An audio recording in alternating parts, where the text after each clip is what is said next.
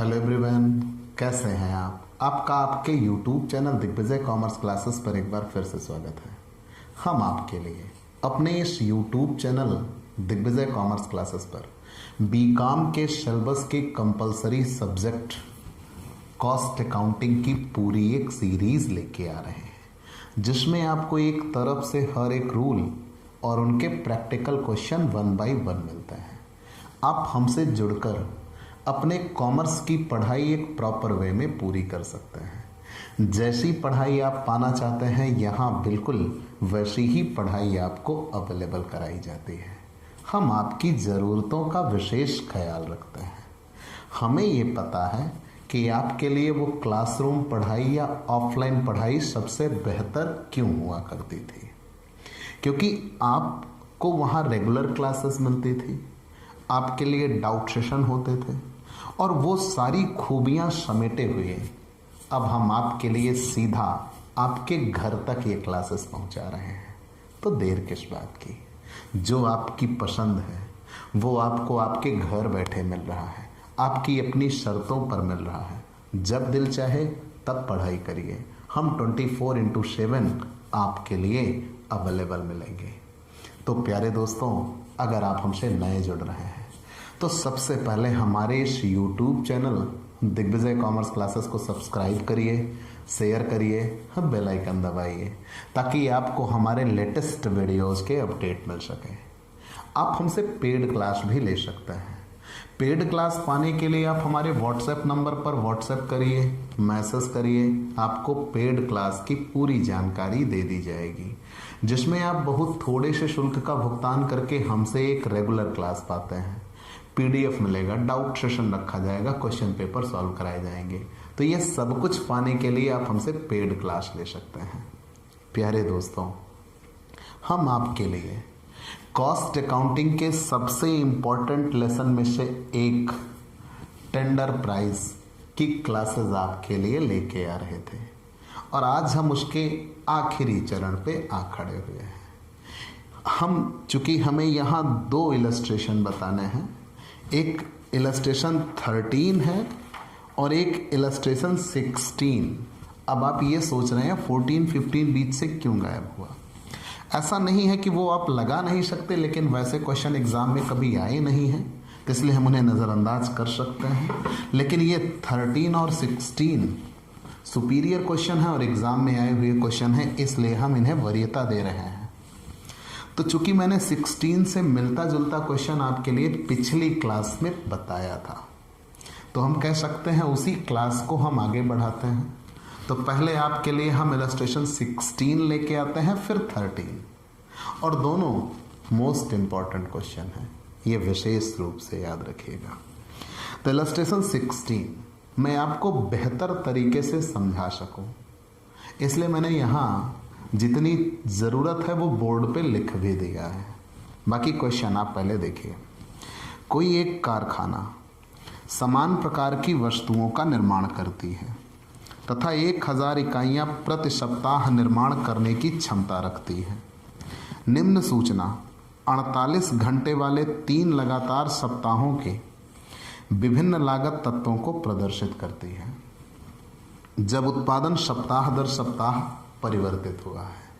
हर सप्ताह उत्पादन बदला है। कैसा दिया हुआ है? Unit produced in 48 hour, direct material, direct labour और factory overhead partly fixed and partly variable. तो पहले 200 यूनिट बना पहले सप्ताह में, तब मटेरियल 400 था, लेबर 800 था और फैक्ट्री ओवरहेड 3400 था। फिर अगले हफ्ते में बना 250 यूनिट प्रोड्यूस्ड हुआ, तब मटेरियल 500 था, लेबर 1000 था और फैक्ट्री ओवरहेड 3500 था। फिर अगले हफ्ते में 400 सामान प्रोड्यूस्ड हुआ अगले 48 घंटे में। डायरेक्ट मटेरियल तब 800 था, लेबर 1600 था, फैक्ट्री ओवरहेड पार्टली फिक्स या पार्टली वेरिएबल 3800 था। फिर आगे करें, आप प्रति इकाई विक्रय मूल्य ज्ञात कीजिए, जबकि साप्ताहिक उत्पादन 1000 इकाइयाँ होगा तथा लाभ लागत मूल्य पर 10% लगाया जाएगा। चलिए, इतना क्वेश्चन में दिया हुआ है। मतलब यहाँ ये कह रहे हैं कि एक कारखाना समान प्रकार की वस्तुओं का निर्माण करता है, 1000 इकाइयाँ प्रति सप्ताह निर्माण करने की क्षमता रखता है। पहले 48 घंटों में 200 सामान बना, तब मटेरियल 400 लगा, लेबर 800 लगा और फैक्ट्री ओवरहेड जिसमें फिक्स्ड और वेरिएबल दोनों कहा है 3400 लगे। फिर आगे अगले दो दिनों में 250 यूनिट सामान बना, तब मटेरियल 500 खर्च हुआ, लेबर 1000 खर्च हुआ और फैक्ट्री पे 3500 का खर्च हुआ। फिर अगले 48 घंटों में 400 सामान बने, 800 मटेरियल पे खर्च हुआ, लेबर पे 1600 खर्च हुआ और फैक्ट्री ओवरहेड पे 3800 का खर्च रहा। क्लियर? अब आगे इन्हें 1000 वस्तुओं का उत्पादन करना है। 1000 वस्तु के लिए निविदा बतानी है, तो चलिए हम 1000 वस्तु के लिए निविदा लेके आते हैं। Tender price for 1000 unit, tender price for 1000 unit. तो यहाँ ये कहा गया कि कोई एक कारखाना समान प्रकार की वस्तुओं का निर्माण करती है, 1000 इकाइयाँ बनाती है। पहले 2 दिनों में 200 इकाई, फिर अगले 2 दिनों में 250 इकाई, फिर अगले दिनों में 400 इकाई, ऐसा बनाया है। अब हमें 1000 वस्तु बनानी है, तो 1000 वस्तु के लिए लागत क्या होगी? टेंडर प्राइस फॉर 1000 यूनिट, 1000 इकाइयाँ जब हमें बनानी हो तब। आइए हम आपके लिए सिलसिलेवार तरीके से लेके आते हैं। Total cost, cost per unit, ठीक, total cost, cost per unit, यहाँ पार्टिकुलर, इलस्ट्रेशन 16। अब आप यहाँ देखिएगा, और मैंने इसीलिए इन चीज़ों को यहाँ लिख रखा है। सबसे पहली चीज़ तो ये, जब हमने 200 सामान बनाया तो 400 रुपये मटेरियल का खर्च रहा। मतलब एक सामान के लिए कितने रुपए? 2 रुपये पर यूनिट। जब हमने 250 सामान बनाया तो मटेरियल का खर्च 500 रहा। तो जब हमने 250 सामान बनाया तो मटेरियल का खर्च 500 रहा, मतलब 2 रुपये पर यूनिट। जब हमने 400 सामान बनाया तो मटेरियल का खर्च 800 रहा, मतलब 2 रुपये पर यूनिट। तो मतलब ये सीधा और साफ रहा है कि मटेरियल हमारा 2 रुपये पर यूनिट चला है। यहाँ से यहाँ, यहाँ से यहाँ हमने कंपैरिजन कर लिया। क्लियर? मटेरियल कितना रहा है? 2 रुपये पर यूनिट रहा है। तो अब भी जब हम उत्पादन करेंगे तो मटेरियल हमारा 2 रुपये पर यूनिट ही होगा, 2 रुपये पर यूनिट होगा। और अब हम कितने सामान बनाने चल रहे हैं? 1000। तो 1000 सामान के लिए 2 रुपये पर यूनिट के आधार पे कितने रुपए हो जाएगा? 2000। अब बात हम कर लेते हैं मजदूरी की।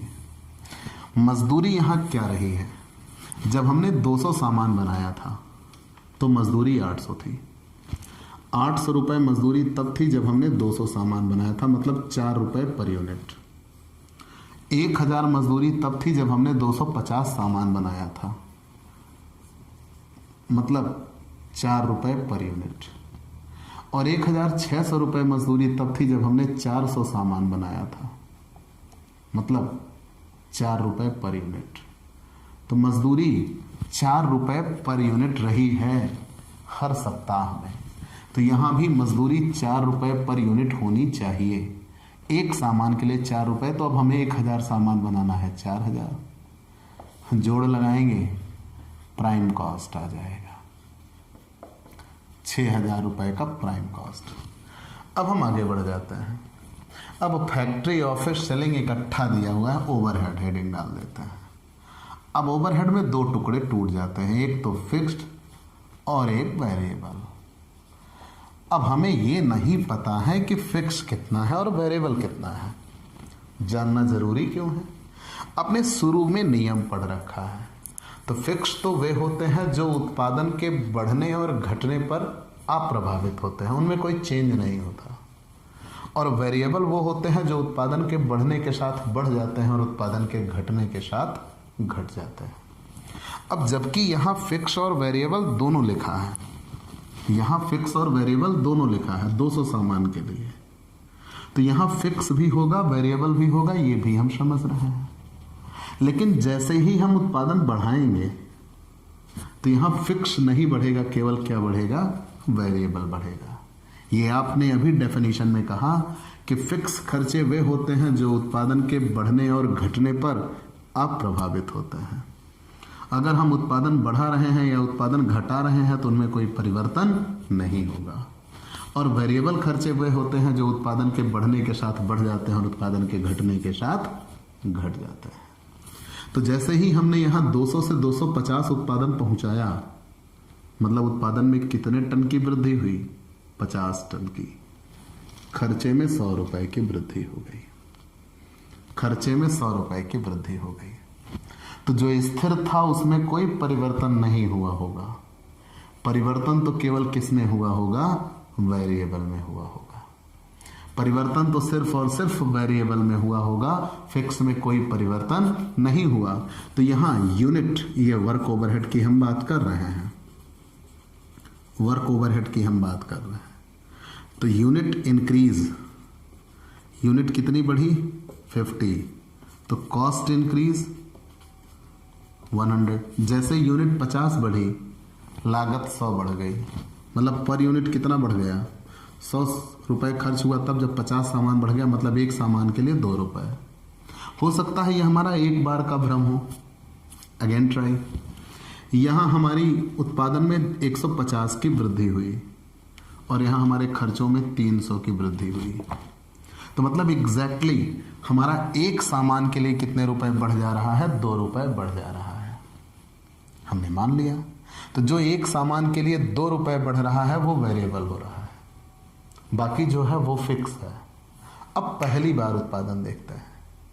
तो पहली बार जब उत्पादन हुआ था केवल 200 यूनिट के लिए, तो 3400 रुपए का खर्च था। लेकिन हम इसमें ये कह रहे हैं कि पर यूनिट वेरिएबल कितने रुपए आ रहा है, 2 रुपए वेरिएबल आ रहा है।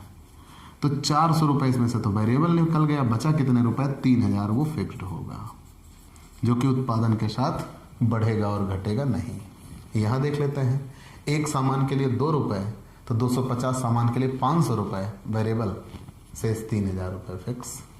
एक सामान के लिए 2 रुपए वेरिएबल, तो 400 सामान के लिए 800 रुपए वेरिएबल, बाकी 3000 फिक्स। ठीक, तो हमने फिक्स और वेरिएबल भी निकाल लिया। तो 3000 फिक्स है, कोई चेंज नहीं, और वेरिएबल 2 रुपए पर यूनिट आया है। तो 2 रुपए पर यूनिट, तो 1000 सामान के लिए 2 रुपए, मतलब कितने हो जाएंगे, 2000। अब ये टोटल हो गया 5000, 11000 टोटल कॉस्ट। अब अगर टोटल कॉस्ट आ गई 11000, प्रॉफिट की बात की गई है, लागत मूल्य पर कितने प्रतिशत लाभ लेना है, 10%। Profit at the rate of 10% on cost, लागत मूल्य पर 10%, तो 11000 का 10%, 1100 रुपये लाभ लेना है।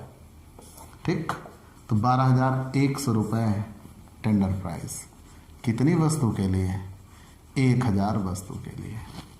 सब में 1000 से भाग कर देंगे, यहाँ 6 रुपये आ जाएगा, यहाँ 5 रुपये आ जाएगा, यहाँ 11 रुपये आ जाएगा, यहाँ 1 रुपये 10 पैसे कह लीजिए, और यहाँ 12 रुपये 10 पैसे एग्जैक्टली। चलिए, तो आप ये बिल्कुल बहुत ही बेहतर क्वेश्चन है आपके लिए। आप रीजनिंग के मायनों में पहुंच चलते हैं। अब हम आते हैं सीधे इलस्ट्रेशन 13 की ओर। इस पाठ का सबसे इंपॉर्टेंट क्वेश्चन इलस्ट्रेशन 13, सबसे ज़्यादा बार आया हुआ क्वेश्चन, और कहीं ना कहीं सबके द्वारा नज़रअंदाज कर दिया जाता है। लेकिन आप टेंशन ना लीजिए, आप दिग्विजय कॉमर्स क्लासेस पे हो। जो चीज़ें सब नज़रअंदाज करते हैं उन चीज़ों को हम आपके लिए बहुत खास बना देते हैं। ठीक, आइए इलस्ट्रेशन 13।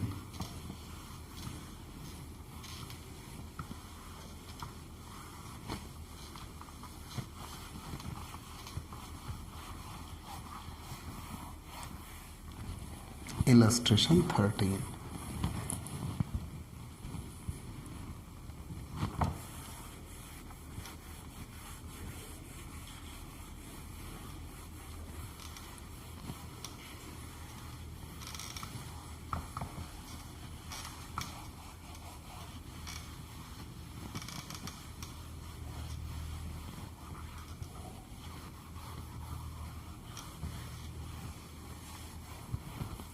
इलस्ट्रेशन 13। 2016 के दौरान यस के कंपनी लिमिटेड ने प्रति मशीन 2000 रुपये की दर से बेची। प्रत्यक्ष सामग्री लागत, प्रत्यक्ष श्रम लागत तथा प्रत्यक्ष उपरिव्यय लागत बिक्री लागत का क्रमशः 60%, 20% और 20% है। बिक्री लागत का, चलिए मान लिया।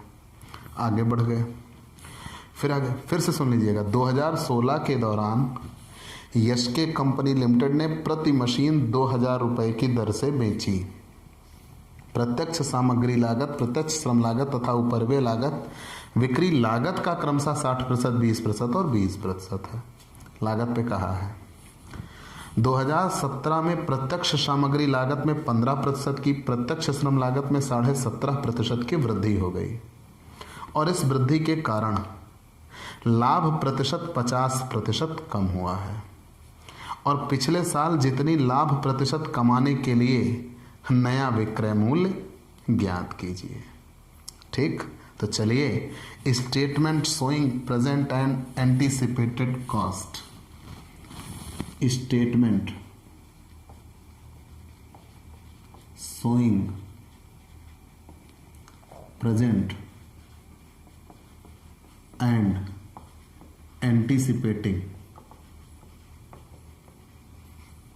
एंटीसिपेटिंग कॉस्ट। ठीक है ना, पर मशीन। चलिए, तो कहा यह गया कि statement showing present and एंटीसिपेटिंग cost per machine. ठीक, चलिए पर मशीन हम एक तरफ से वैल्यूएट करते हैं। आपके लिए ये प्रेजेंट कॉस्ट, एंटीसिपेटिंग कॉस्ट, ये क्या चीज़ें हैं अभी हम समझा देते हैं। एक तरफ से आपको सारी चीज़ें हम क्लियर कर देंगे, आपको तनिक भी सोचने की ज़रूरत नहीं होगी। ठीक, और मैंने कहा है ये क्वेश्चन आपके लिए इस लेसन का सबसे इम्पॉर्टेंट क्वेश्चन है। प्रेजेंट कॉस्ट, यहाँ मैं एक कॉलम आपके लिए एक्स्ट्रा बना दूंगा। ठीक, इंक्रीज का एक कॉलम में आपके लिए एक्स्ट्रा बना दूंगा, इंक्रीज। ठीक, और फिर यहां मैं आऊंगा एंटीसिपेटेड कॉस्ट, एंटीसिपेटेड कॉस्ट। ठीक, पार्टिकुलर और यहां प्रेजेंट कॉस्ट, इंक्रीज और यहां एंटीसिपेटेड कॉस्ट।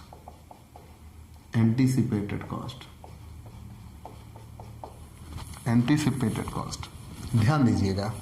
अब यहां पे मैं आपके लिए एक एक चीज लेके आ रहा हूं। 2016 के दौरान यस के लिमिटेड ने प्रति मशीन 2000 रुपए की दर से बेची। चलिए, ये चीज तो हमने मान लिया कि यस के लिमिटेड ने 2000 रुपए प्रति मशीन की दर से बेचा है। प्रत्यक्ष सामग्री लागत, प्रत्यक्ष श्रम लागत और उपरिव्यय, ये सब लागत का 60%, 20% और 20% थे। 60, 20, 80, 20, 100%। लागत कितनी थी नहीं पता। विक्रय मूल्य दिया हुआ है 2000 रुपये। आगे बढ़ गए। 2017 में कह रहे हैं कि सामग्री लागत में 15% की वृद्धि हो गई, श्रम लागत में 17.5% की वृद्धि हो गई और इसकी वजह से लाभ 50% कम हो गए। तब यहां पहले कुछ सूचना दी गई है। सूचना 2016 की है और सूचना 2017 की है। याद रखिएगा क्या क्या मैं यहां आपके समझने के लिए लिख रहा हूं। 2016 में क्या दिया और 2017 में क्या दिया। 2016 में ये कह रहे हैं कि जो भी हमारी लागत थी, मतलब जितने में हमारा सामान बना, उस पे 60% मटेरियल का खर्च था, उस पे 20% लेबर का खर्च था और उस पे 20% ओवरहेड का खर्च था। तब जाके वो हमारा सामान बना। और 2017 में कह रहे हैं यहाँ इंक्रीज होगा। मटेरियल में कितने % इंक्रीज कह रहे हैं? 15% इंक्रीज होगा 2017 में। लेबर में कह रहे हैं 17.5% इंक्रीज होगा, और अगर ऐसा हुआ तो ऐसा होने का प्रभाव ये होगा कि प्रॉफिट हमारा 50% कम हो जाएगा। ऐसा होने का प्रभाव ये होगा कि प्रॉफिट हमारा 50% कम हो जाएगा। तो हम एक काम करते हैं, माना हमें कुछ नहीं पता ना, हमारी लागत कितनी थी, हमारा लाभ कितना था, हमें कुछ नहीं पता। यहाँ ये कहा गया है कि 2016 के दौरान एक वस्तु बनाई गई, जो वस्तु बनी है वो 2000 में बिकी है। बनी कितने में है ये नहीं पता, लाभ कितना है ये नहीं पता, लेकिन ये कहा गया है कि उसकी जो लागत संरचना थी, मटेरियल पे 60%, लेबर पे 20% और ओवरहेड पे 20% खर्च हुआ। और 2017 में जब फिर वैसी ही वस्तु बनाने आएंगे तो मटेरियल बढ़ जाएगा, लेबर बढ़ जाएगा, ओवरहेड में कोई चेंज ना होगा और लाभ गिर जाएगा। तो माना लागत बराबर x, माना लागत बराबर x, मतलब जब सामान बिका है तो लाभ भी लिया गया होगा, लाभ बराबर y। हमने कह दिया माना लागत बराबर x, लाभ बराबर y, मानते हैं ना। तो अगर माना लागत बराबर x, लाभ बराबर y, ध्यान दीजिएगा मेरी बात को, तो लागत और लाभ दोनों जोड़ दिए जाते हैं तो क्या आता है, विक्रय मूल्य। तो सेलिंग प्राइस बराबर सूत्र होता है लागत प्लस लाभ, ठीक। तो लागत प्लस लाभ बराबर विक्रय मूल्य, आप ऐसा भी कह सकते हो। तो लागत तो हमने x मान लिया, लाभ हमने y मान लिया, और विक्रय मूल्य प्रश्न में 2000 दिया हुआ है। समीकरण 1, ये पहले साल की सूचना थी। क्लियर।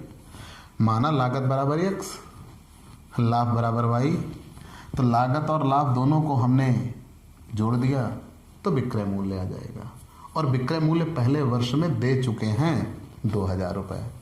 तो लागत प्लस लाभ बराबर विक्रय मूल्य, तो लागत को x माना, लाभ को y माना, विक्रय मूल्य कितना आया, 2000 आया। तो यहाँ लागत को तो हम x मान चुके हैं ना, 2016 में लागत को हम x मान चुके हैं। अब बात आती है मटेरियल की। पूरी लागत को हमने x मान लिया है, पूरी लागत को। तो मटेरियल कितने % था 2016 में, 60% लागत का। तो जब लागत x है तो उसका 60% मतलब 0.60x रहा होगा। क्लियर भाई। x मतलब एक ही x है, सिंगल x। तो एक x का 60% मतलब 0.60x रहा होगा, ठीक है। और हम चाहें तो यहाँ लिख सकते हैं 60% ऑफ x इक्वल 0.60x। अब बात कर लेते हैं लेबर या वेजेज की। चलो हमने वेजेज लिख दिया, लेबर लिखा हो लेबर लिख देंगे, कोई दिक्कत नहीं, लेबर लिख देंगे। चलिए लेबर, हम बात कर लेते हैं लेबर की। तो लेबर यहाँ लगा है 20% x का, लागत का 20%। तो x एक x है, एक x का 20% 0.20x हो जाएगा। क्लियर। ओवरहेड की बात कर लेते हैं। ओवरहेड, ओवरहेड भी 20% कहा है ऑफ x, तो 0.20x ओवरहेड आ जाएगा। और ये 60 दशमलव में या 0.20 जुड़ के पूरा 1x हो गया। ये लागत संरचना थी, माना लागत बराबर x। अब अगर लागत x थी तो ध्यान दीजिएगा मटेरियल तो 60% रहा है लागत का ना, लेबर तो 20% रहा है ना, ओवरहेड भी 20% रहा है, हमने बदल दिए। अब बात आई वृद्धि करने की। अब वर्तमान में मामला क्या होगा। जब वृद्धि करने की बात आई तो कह रहे हैं मटेरियल में कितने % की वृद्धि हो गई, 15%। लेबर में कितने % की वृद्धि हो गई, 17.5%। ओवरहेड में कोई चेंज ना हुआ। तो जो मटेरियल 60 पैसे था, 0.60 था, अगर वो 15% बढ़ेगा, तो जो 0.60 था अगर वो 15% बढ़ेगा मतलब वो 9 पैसे बढ़ेगा, मतलब बढ़ के हो जाएगा 0.69x, मतलब वो बढ़ के हो जाएगा 0.69x। क्लियर। लेबर 20 पैसे था, 0.20, अब ये 17.5% बढ़ेगा, तो 0.20 जो था 17.5% बढ़ेगा तो 0.035 बढ़ेगा, ठीक। तो जो 0.20 था 035 जोड़ के 0.235x पहुंच जाएगा। ओवरहेड में कोई वृद्धि नहीं हुई तो मतलब ये लगेंगे ही नहीं, जितने पहले थे उतने अभी भी रहेंगे 0.20x। तो अब ये वृद्धि के बाद कितना पहुंच गया, तो जरा जोड़ देते हैं 0.69, 0.235, 0.20, तो ये पहुंच चुका है 1.125x। अब यही बात बनती है, आप इसका स्क्रीनशॉट ले लीजिए। जी बिल्कुल, अब मैं इसे मिटा दूंगा। अब बात ये बनी कि यहाँ पे ये कहा गया कि जब लागत x थी तो लाभ हमने y माना था, जब लागत x थी तो लाभ हमने y माना था, और तब ये संरचना थी। ठीक, याद रखिएगा बातें, अब नहीं तो यहाँ से कैसे घूम जाएगा आप बिल्कुल समझ नहीं पाइएगा। तो यहाँ ये कहा गया है कि एक उत्पादक एक उत्पाद संरचना दे रहा है, वो कह रहा है कि हम एक सामान बेचेंगे और वो सामान हमने 2000 में बेचा। फिर कह रहा है हमने जितनी लागत लगाई थी उसका 60% मटेरियल का खर्च था, 20% लेबर का खर्च था, ओवरहेड 20% खर्च था। तो हमने मान लिया उसने लागत x लगाई थी, अगर उसने x लागत लगाई थी तो उसी के परसेंट हमने निकाल दिए। फिर अब वो कह रहा है कि वही सामान अगर मैं फिर से बनाने जाऊं तो अब लागतें ये होंगी क्योंकि वृद्धि हो गई है, लेकिन अब वो कह रहा है लाभ घट जाएगा। तो लाभ पहले y था, एक y, यहाँ एक छिपा हुआ है ना, अब 50% की कमी आ जाएगी।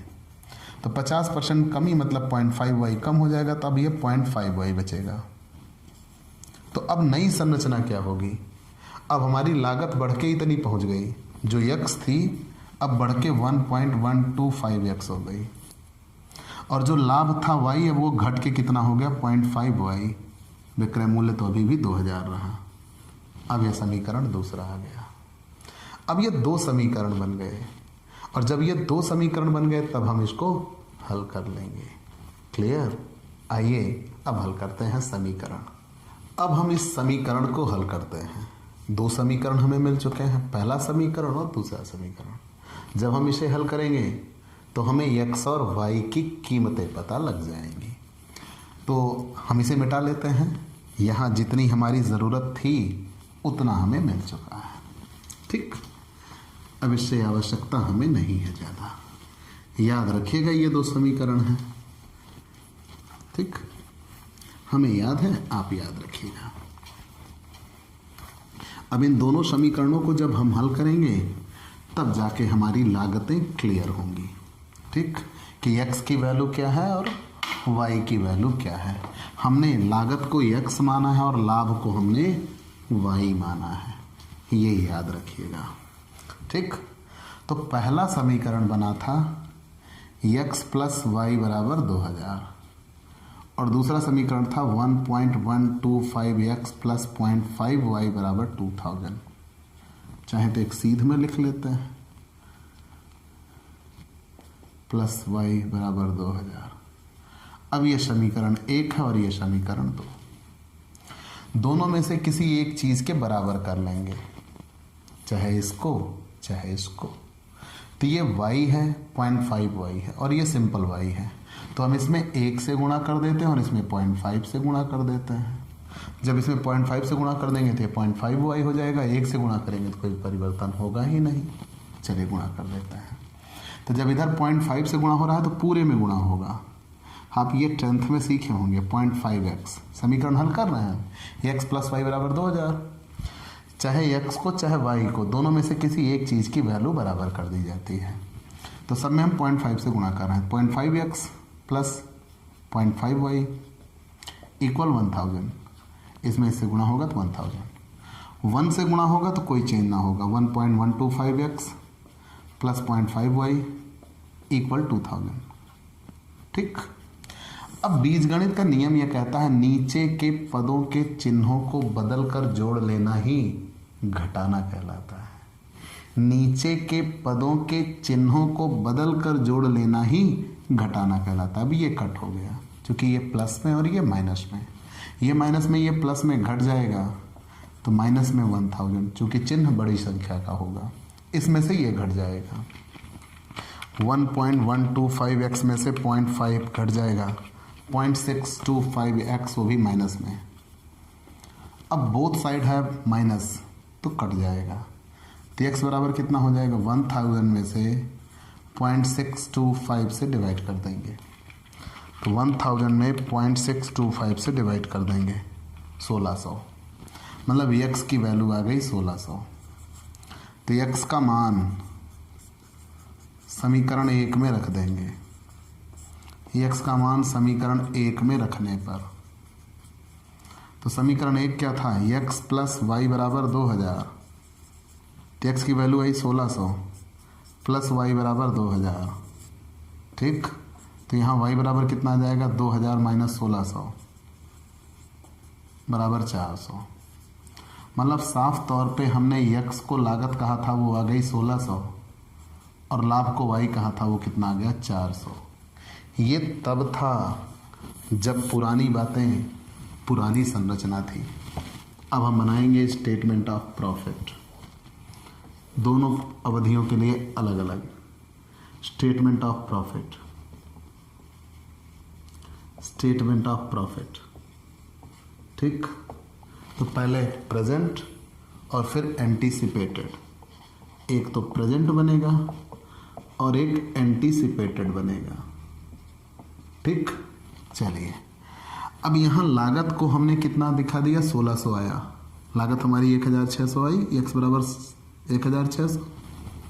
तो जब लागत हमारी 1600 आई तो मटेरियल कितना होगा, मटेरियल 0.60 था, 1600 का 60% 960, ठीक, 60%। चलिए 1600 का 60%, लेबर कितना था 20%, वेजेज या लेबर लिखा हुआ लेबर लिख देता है, लेबर 20% था, तो 1600 का 20% 320, ओवरहेड भी 20% था, तो 1600 का 20% 320। अब ये जोड़ देता है, तो जब ये जोड़ देंगे तो जोड़ने के बाद ये 1600 आ गया टोटल कॉस्ट, और प्रॉफिट आया है 400, वाई को हमने प्रॉफिट कहा था और सेलिंग प्राइस तो 2000 दिया ही हुआ था। लाभ 1600 आया और सॉरी लागत 1600 आई, लागत 1600 आई, लाभ 400 आया, और ये तब की सूचना थी, ठीक। यहाँ तक तो कहीं कोई दिक्कत नहीं, हमने मान लिया। लेकिन आगे ये कहा गया कि अब यहाँ कुछ वृद्धियाँ हो गई। क्या वृद्धि हो गई, अब ये 0.69 हो चुका है, मतलब जो 60 पैसे लग रहा था अब वो 69 पैसे लगेगा। लेकिन अब वहाँ से ना वैल्यूएट करिए, यहाँ से वैल्यूएट करिए, ये 960 तो था ही ना, 15% बढ़ गया तो 144 बढ़ गया। भाई 960 का 15% 144 होता है, 144 बढ़ गया तो 960 में 144 जुड़ जाएगा, मतलब अब ये हो जाएगा 1104। ये 320 था, तो 320 था, अब ये 17.5% बढ़ गया, तो अब ये 56 रुपये बढ़ गया, तो 320 में जब 56 बढ़ गया तो 376 हो गया। इस पे कुछ नहीं कहा है ओवरहेड पे, तो इस पे कोई परिवर्तन नहीं हुआ। तो जब कोई परिवर्तन नहीं हुआ तो 320 था, मतलब 320 है, ठीक। अब ये सारी चीज़ें निकल के आ गई 1800 रुपये, ठीक। तो लाभ लेते हैं। अब लाभ कितना, तो लाभ पहले 400 था, लाभ का लागत पर प्रतिशत, लाभ का लागत पर प्रतिशत, तो लाभ का लागत पर प्रतिशत, लाभ 400 था तब जब लागत 1600 थी, गुणे 100, मतलब कितने प्रतिशत था, 25%। तो यहाँ भी 25% लाभ लेना चाहिए, तो 1800 का 25% 450, मतलब 2250। क्लियर, बढ़ी हुई लागतें 2250 में जब सामान बेचेंगे तो वही लाभ मिलेगा जो पहले मिल रहा था।